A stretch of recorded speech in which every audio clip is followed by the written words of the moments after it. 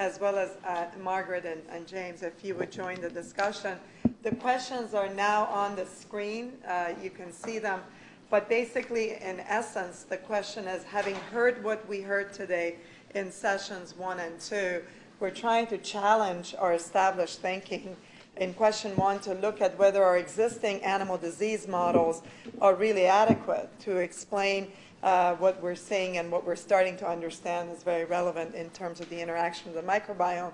With the second question is to understand, so what do we do about it? How does this affect how physicians actually diagnose and treat disease, and how does this affect the majority of people in the room who think about risk assessment and decision making?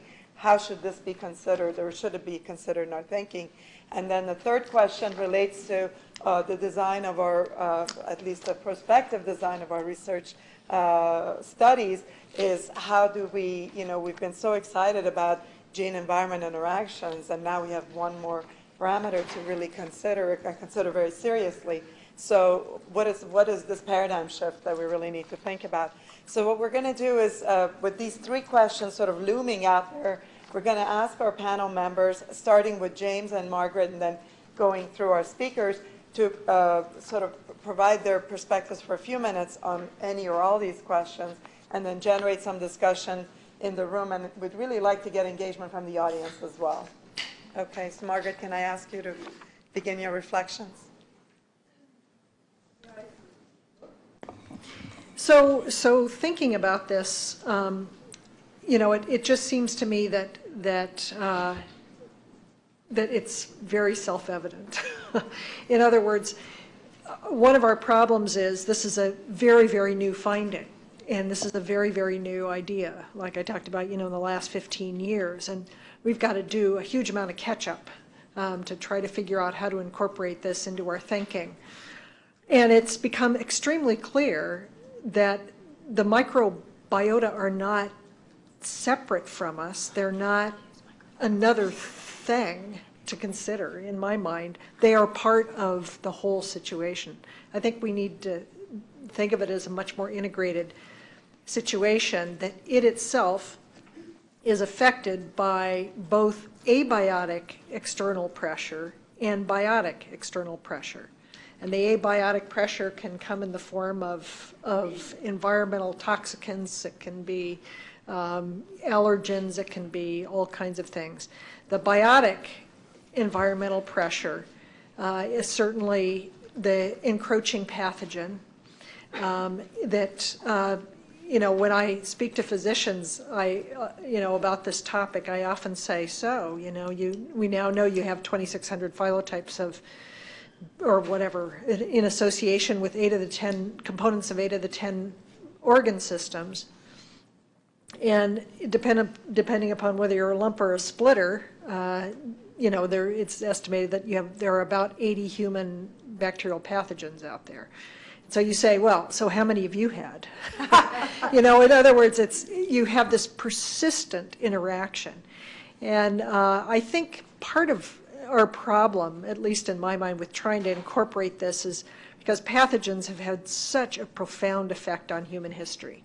I mean, what is it? Some very significant portion of Europe was knocked out in the 1380s with the plague.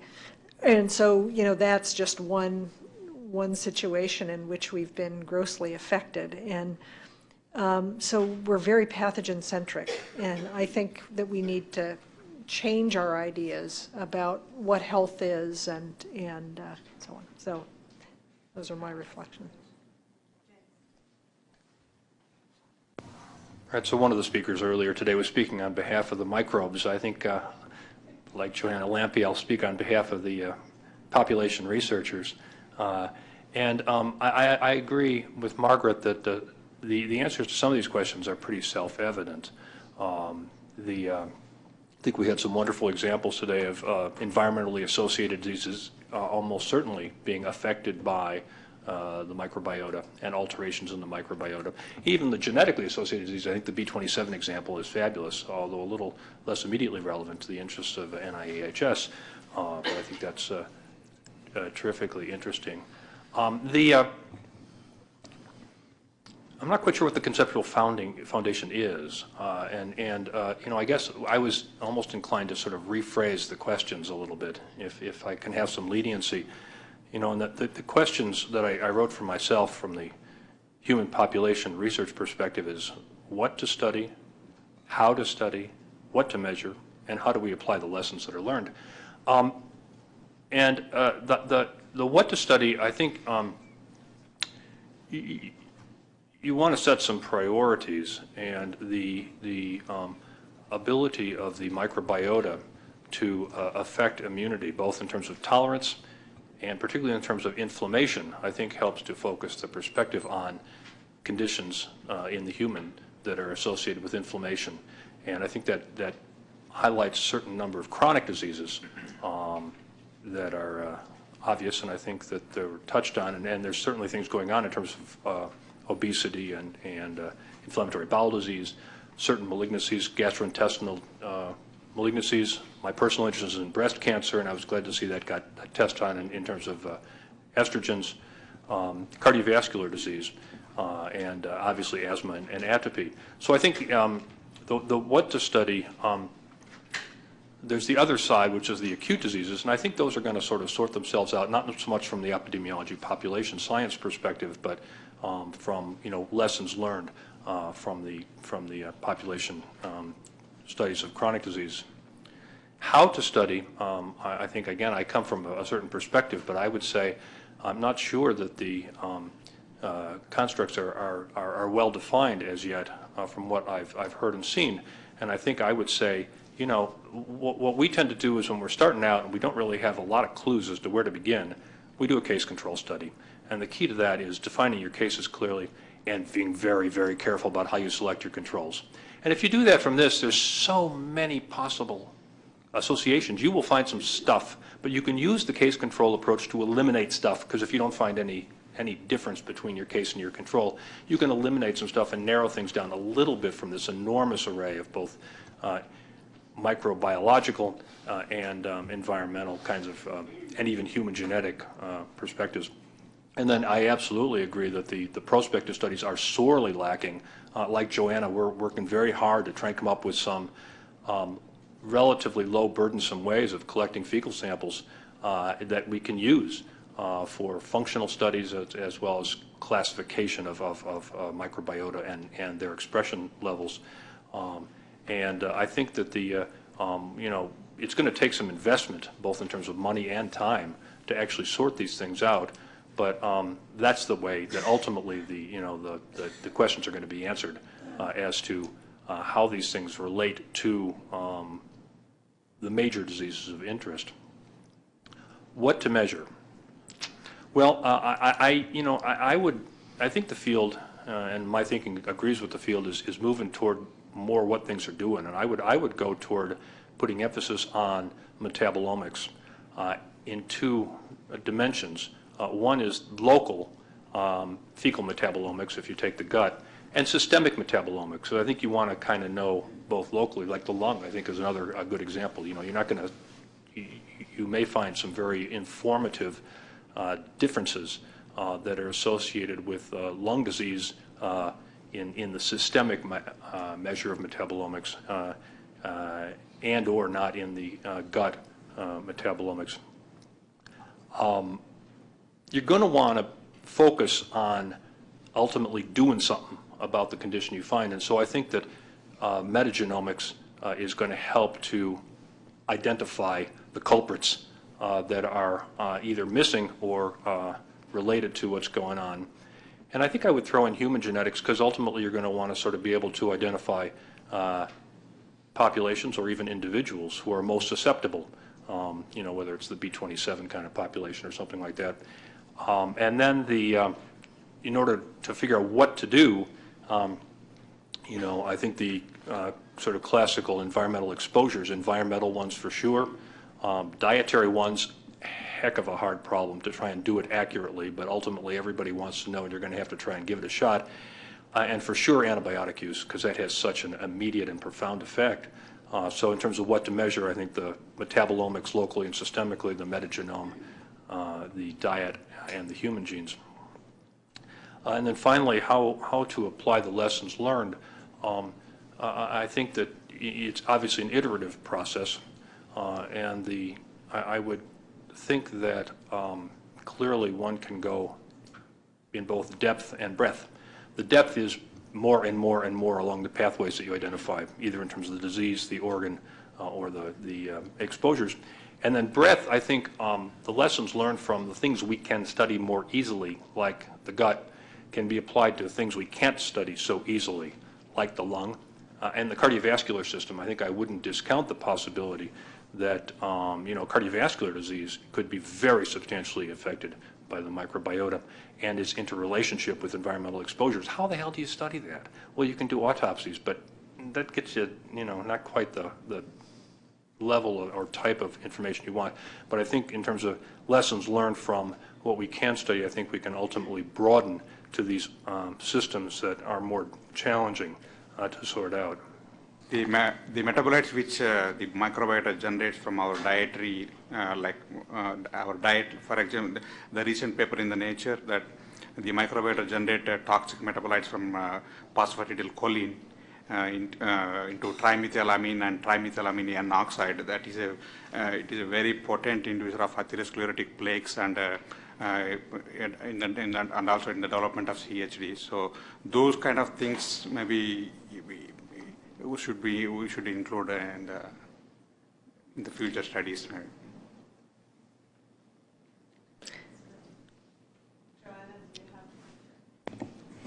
I guess in looking at the list of questions, I think the one thing that I keep getting back to is the third one, that microbiome role in disease is complex, and I think that the other bit of that is just the complexity of the microbiome period, that although it's easier from an experimental standpoint to really try to be reductionist about it and work with one microbe or a small number. I think the sooner we get it back to the complexity that we deal with regards to humans in the environment, the more we'll be able to really move it on as far as making any decisions from a standpoint of prevention, treatment, et cetera. So I have two thoughts or comments based largely on comments that Jim just made. I mean, so the first one is that I can actually elaborate a little bit about cardiovascular disease and the microbiome, which is that solely from animal studies so far, because it is hard to do in humans, there have been some really interesting studies that have come out within the past year using ApoE knockout mice, which, for those of you who don't know, have a genetic predisposition to developing fatty deposits, atherosclerotic disease, and especially if you put them on a high-fat diet. But they're another example of an animal that if you put them under a germ-free condition, so I'm trying to remember my facts here, if they're under germ-free conditions and you give them a high-fat diet, they still get atherosclerotic disease. But if you are on if it's a diet that's has fat in it but is medium, so not a no-fat diet, that the regular conventional animals will get disease, but the germ-free animals will not. And then another study that just came out was looking at the ability to metabolize phosphatidylcholine towards generating plaques. And again, there's a role for the microbiome and all of that. So, I mean, it's not my area. I'm not a metabolism person. But you now go back into the studies, they'll look. Okay, so I talked about HLA-B27, and we should have known something then. Actually, we had germ-free rodents back in the 50s and 60s, and the first thing that was noticed about them is there's a lot of physiologic features that's different about them. So their serum cholesterol levels are naturally higher, their sleep-wake cycle's different, their cardiac output's different. There's a number of things that are physiologically different about those animals. And so I think that, and now our appreciation for cardiovascular disease is it is an inflammatory disease. It's actually, scientifically, it is a very interesting disease. So I say scientifically because it sounds sick to call something that's, this much of a health problem as interesting. But it is interesting in a sense that it's clearly an interdisciplinary problem. So it's nutrition, it's genes, it's environment, and I would add it's immunology and microbiology all coming together, and which makes it a very complex problem. But then the second thing that I wanted to comment on is also as we look at what studies should we look at in the future and how should we collect our data, should we include antibiotic use in our field studies, in our epidemiologic? I would actually argue that we should, but we also are going to need to keep in mind some way to talk about diet in this, and even if it's just a first pass. I mean, so basically, you have a very strong break into categories. Do you have a strong Western diet? Are you a vegetarian? Whatever. But also the other thing I'm going to warn about is that with the fact that you can go to the grocery store now and find probiotics in so many different things, you may actually stratify your antibiotic takers into two categories, which is those who took antibiotics and those who took it, but they eat, Stonyfield yogurt 3 times a day, okay? That's going to be a very different effect, not to mention the fact that all of those, the antibiotics, going to depend on the type, and also for the probiotic, it's all going to depend upon what was the microbiota you were starting with when you first got hit. I mean, some communities are more resilient, some are more fragile. And so, yeah, it creates problems, but I would argue that kind of our days of being able to just break people into antibiotic takers, not antibiotic takers, is already past. And so we now need to look at other aspects of how you actually change the microbiome in the field studies themselves. It's a suggestion. I wonder if anybody has considered looking at the gut microbiome in patients who've undergone bariatric surgery. And the reason I ask is, well, first of all, it's actually called metabolic surgery because it has such a profound effect on the metabolic syndrome. But secondly, there's been at least I know of 2 very good cohort studies which have shown that patients who've had bariatric surgery have significantly lower incidence rates of cancer compared to obese patients who have not had bariatric surgery. So I'm wondering what effect the surgery has actually on the gut microbiome. I don't know if anybody's done such a study or looked at it. So I guess I'd throw it. I don't know, Vince, have you heard anything? I've heard a lot of people saying they want to do it and that they're collecting the samples, which is what's important, and then decide which ones to analyze, but I haven't seen anything either at a meeting or anywhere else of showing actual data from what's been collected. I wanted to make a comment about one of the points about do we have the correct conceptual, and I would use the word grounding. And since I have why I'm excited about the microbiome project is because what I see is a move away from about 50, if not 100 years of reductionist way of thinking. It was correct, which has been exceedingly important. I would never want to throw away that way of thinking about doing science. But the pendulum swung to the point that I think we forgot how do we synthesize information across disciplines. And I was heartened to read a November Nature article in which those of us who've been more heavily involved with the reductionist scientists reach out to colleagues in the ecology field who have traditionally been very good about synthesis across in environments. So I would raise a point that in swinging away from what's correct is that we don't want to swing away from correct, but we would maybe want to embrace synthesis ways of thinking that our ecologist colleagues are good at, and maybe that's the conceptual grounding we may want to start to embrace as we interpret, how do we put all this information together to create effective strategies to do something, not only at the patient level, but also public health level. Yes, Dan, I would agree with you. I think one of the major challenges we have is that over the last 50 years, we have focused largely in reductionist thinking. And what has happened is that I think it's very dramatic. The structure of universities is really reflects this strongly. And so you will have undergraduate students come in and be trained in cell and developmental and molecular biology and have no sense of the glue that joins us all, and that's evolutionary biology, and no sense of how organisms are placed within their ecological context. And so, likewise, there are departments of ecology and evolutionary biology, and those people have very little understanding and very little sense of how things work at a more molecular level.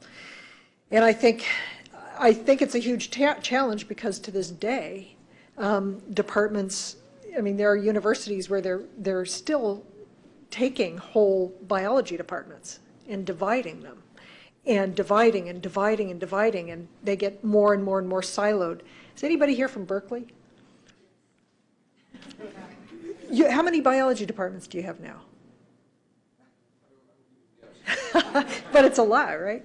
Yeah, and it's a really interesting situation because at first I started to watch Berkeley, and they have a Department of Integrative and Comparative Biology, right? And then they have a cell and molecular and developmental biology, and they have a plant and microbial, and I don't know. It's just very, very complicated.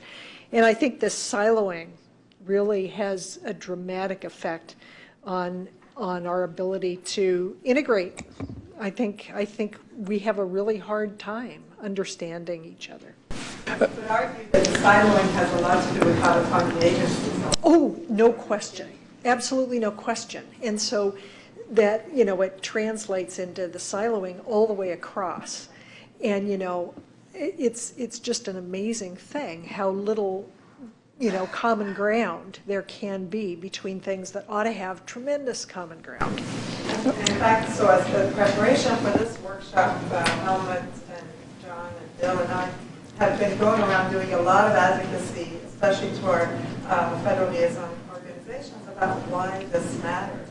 And it's taken a lot of repeated discussions and advocacy to even have people listen. That there is something relevant here for environment and public health. And, we got a lot of grateful responses. Not sure if we really penetrated the thinking all the way through, but I think this paradigm shift in thinking is going to take a lot of serious advocacy on the part of this community and a lot of sort of leadership of organizations like that. Well, I think it's really, really interesting. I think Gary might agree with Gary Huffnagel might agree with me that the poster child for resistance is the immunology community. And it's the most amazing thing. They have for such a very long time been dissecting, and beautiful, beautiful work, of course, dissecting the inner workings of the cells that make up the immune system without thinking about the principal selection pressures on the immune system and exactly how that has manifested itself in the diversity that we see. Baseline understanding. Being a Berkeley graduate and Steve Rappaport being one of my mentoring professors, I do want to say that as in the School of Public Health that there is a high degree of integration, and Steve actually is a leader in that. Yeah, at Madison, it's really an interesting thing because there are certain departments that are completely onto this. And one of them at Madison is animal health. The animal health and behavior, and that they really understand that when you're trying to look at a cow or something like that, that it's this whole organism that you're looking at. With that segue, actually, I want to pick on Steve Rappaport, who's been a big advocate in the exposure science community about the relevance of internal environments and internal exposures, and then George. Right.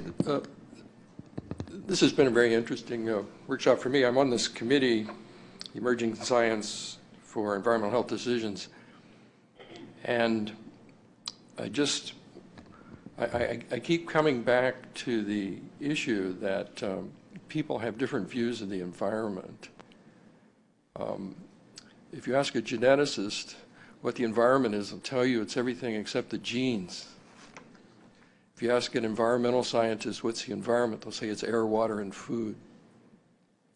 Huge huge gulf between. The microbiome has fallen through the cracks all these years because the environmental people don't recognize it as part of the environment, but it seems like it's a very big part of the environment. And one movement that the environmental science community has made recently, and somewhat reluctantly, is to embrace a very big concept that's called the exposome.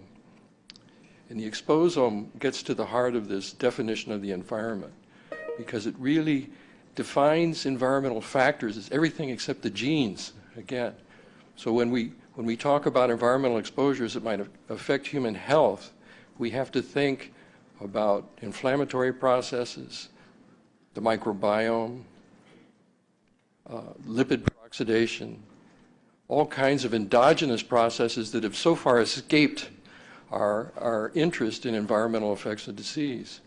And it's the interactions of all these things that we're now beginning to get a handle on through the use of omics technologies that allows us to move away from strict hypothesis-based experimentation, reductionist thinking, and toward discovery-based research that has largely been poo-pooed by NIH for the better part of 30 years now.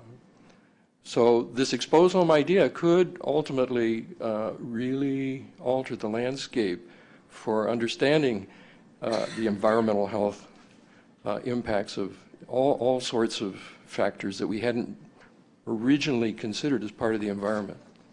Well, it's just it's a nice to talk after Steve, because I think he made the point that I was making, which is the danger here is being reductionist about the microbiome, as we have with genetic causes of disease or purely environmental causes of disease. I think that this is going to be something where to make real progress, we're going to have a much more holistic consideration of this as one component that is probably either contributing to disease or contributing to health in certain individuals that we're going to have to take into account along with their own genome and their own environment.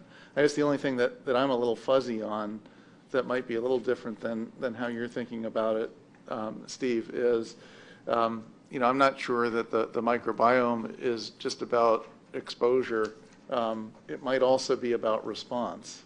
So it seems like the genome of one's personal microbiome might be as involved in the biological response as in generating, say, small molecules that are contributing to health or disease. Yeah, well said, George. And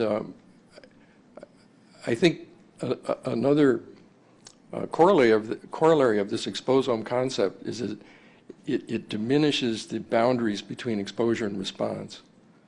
For years, we talked about biomarkers, and we differentiated them among biomarkers of exposure and biomarkers of response. But when you really start drilling down into that concept of a biomarker, it becomes very difficult to actually make that differentiation. And so I think we're starting to see this convergence now. But it requires a different paradigm, and one that integrates rather than separates. So this siloing that Margaret was talking about is very important, and we have to somehow stand back and try to think about the big picture and decide what it is that's really important to drill down into. And I just read a paper that was circulated for the committee to view. It was a paper by Hazen's group at Cleveland Clinic. It's called Gut Flora Metabolism of Phosphatidylcholine Promotes Cardiovascular Disease. It was published in Nature this year. It's an amazing paper. They were doing metabolomics on cardiovascular disease patients, and they found some unknown metabolites that were highly associated with cardiovascular disease.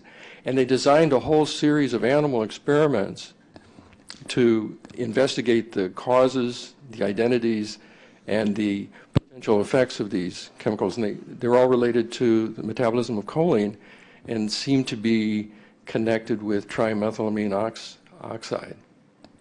And I mean, this is something you wouldn't have found with the traditional one-by-one experimental approach. You know, it really involved this metabolomic experiment at the beginning, and they didn't know what was causing the effect. They just know that they had some markers of the effect, and they were able to then do these very elegant experiments and zero in on what the causative factors were.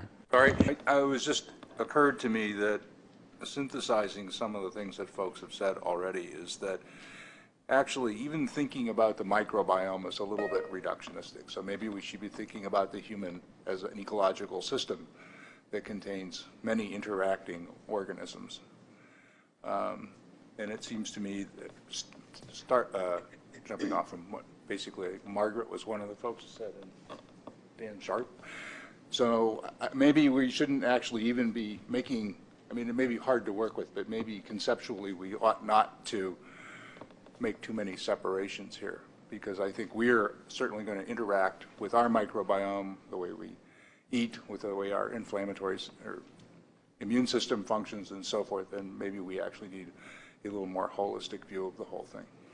I think actually this most recent paper that came out of the MetaHit group is a very good structuring or organizing principle for looking at environmental health, because with that paper, I feel like we've moved past the sort of initial discovery phase of microbiome, in that they did this deep analysis and found that there are apparently three, in this case it was just the gut, three enterotypes, and that was across different ethnicities, different races, different ages. So instead of looking at the microbiome in terms of kind of the parameters we might know, as human beings, gender and so on, the microbes aren't structuring themselves that way, and they're actually apparently now structuring in sort of three bins. And those bins are being driven by the metabolic capabilities of the communities that are in those three different enterotypes. And if you read that paper, you find that, they're really, each of those enterotypes are enriched in certain classes of function. And so if we're talking about exposures to toxicants or metabolizing drugs or anything like that, I think that studies should really utilize that structuring principle to design studies in order to understand how one population might metabolize a drug versus another, or one population might metabolize a xenobiotic versus another. I think that's going to be a very important structuring principle for designing studies. So I just wanted to make a contribution to the second discussion question. So as a risk assessor at the FDA, where we're looking at the impact of medical devices, particularly implanted medical devices, into the body, we will be looking at the influence of the microbiome on such things as the cardiovascular implants, or the metal implants for metabolic hips, the microbiofilms, which actually are a concern as we risk assess what components we're going to put into the body, the material, the biomaterials that we're using, and the potential influence of microbiomes on these biomaterials. Thank you. As someone who's been modeling interactions for a few decades, we know that as we try to include more of these issues and integrate, the models get more and more complex, which is always a problem.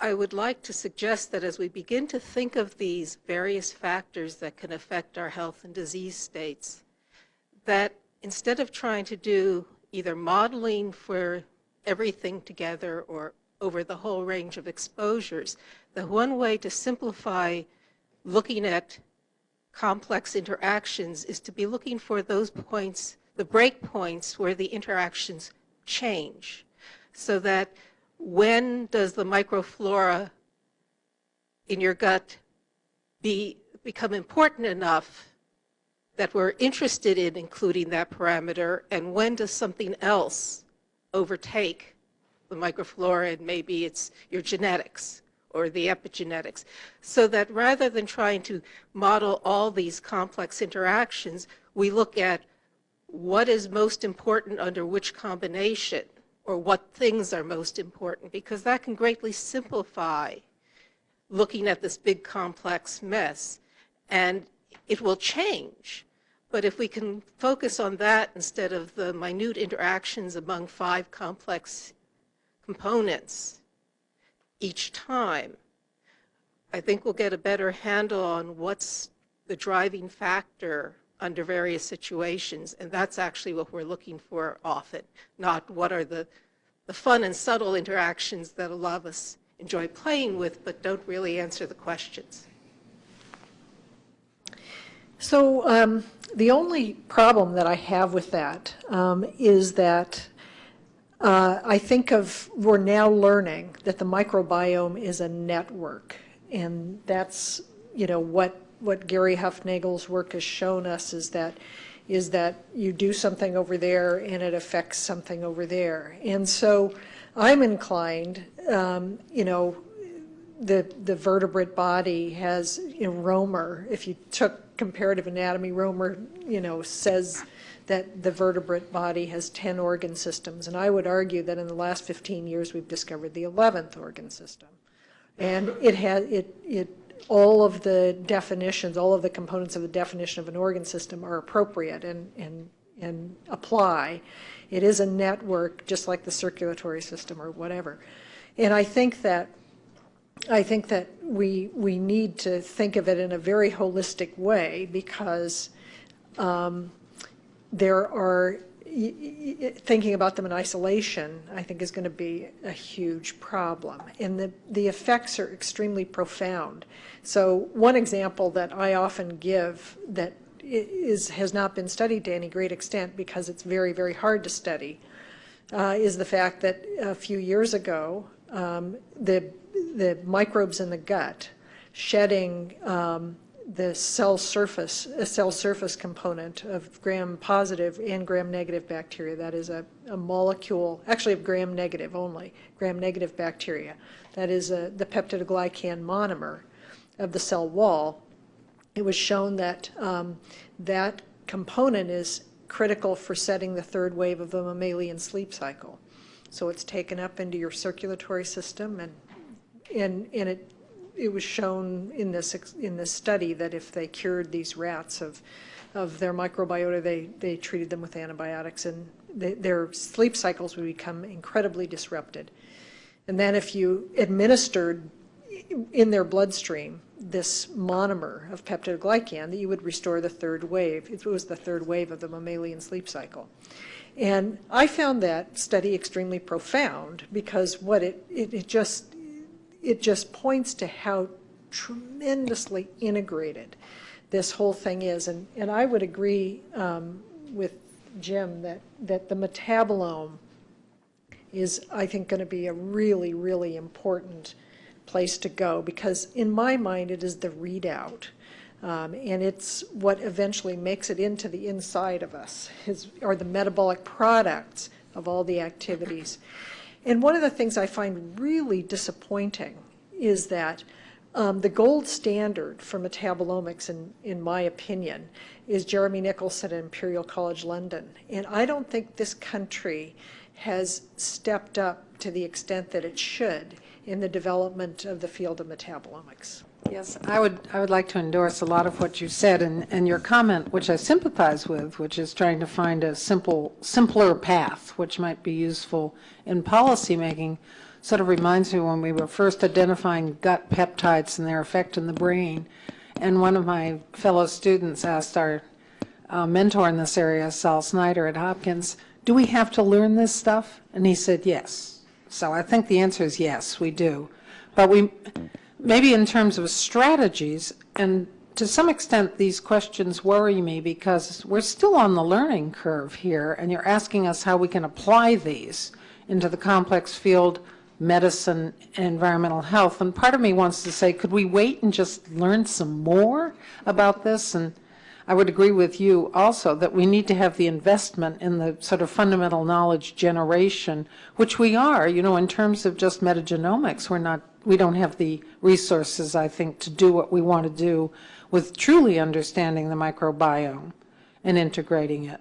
So that would be a big call. Then maybe one of the strategies we can adopt, and going back to Steve and to Dan, certainly in environmental health, we've frequently adopted the strategy of going into settings where we know there are going to be big things happening, like the occupational setting to understand the effects of, say, lead or mercury. So we could go into settings where we're likely to see big things happening. It might be the hospital. It might be confined animal feeding operations, where we know we're going to mess up the microbiome, and we're also potentially having exposures to some of the agents that Dan mentioned, and kind of get our sense of figuring out how complex this is going to be, the extent to which we need to know the details. I have a little bit of, I don't know, my back goes up a bit when we start getting very warm and fuzzy about integrating our disciplines, because we also need to know things in detail. And sometimes you're going to know more about the evolution of bacteria and humans than I'm ever going to know.